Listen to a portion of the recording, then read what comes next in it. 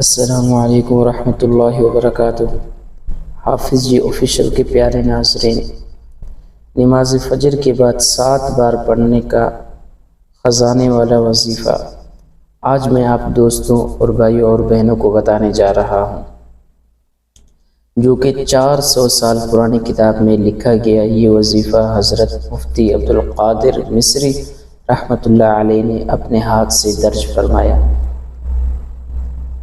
آپ نے اکثر لوگوں کو کہتے ہوئے سنا ہوگا، فلاں وظیفہ رزق کھول دیتا ہے، فلاں سے غربت ختم ہو جاتی ہے، لیکن آج کا وظیفہ اتنا طاقتور کہ اگر آپ نے دل سے اس پر عمل کر لیا تو زمین کے خزانے آپ کے لیے ظاہر ہو جائیں گے، آسمان سے رزق برسنے لگے گا۔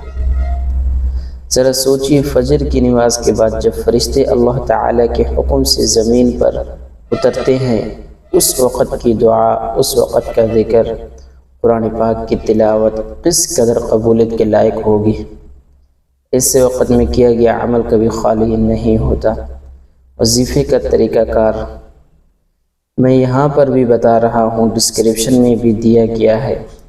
نماز فجر ادا کریں، اپنی جگہ پر بیٹھے رہیں، سورۃ واقعہ 7 بار پڑھیں۔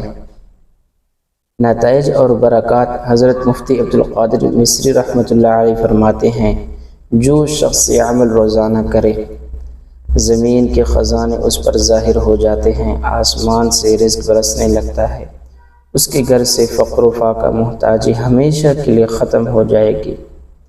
آخر میں یہ بات یاد رکھیں، ہر وظیفے کی اصل روح اللہ پر یقین اور نماز کی پابندی ہے۔ اگر ہم دل سے اللہ تعالیٰ پر بھروسہ کریں اور پھر اللہ سے اپنی رحمت کے دروازے کھلنے کی امید رکھیں تو انشاءاللہ عز و جل اللہ رب العزت ضرور ہماری مدد فرمائیں گے۔ جزاک اللہ۔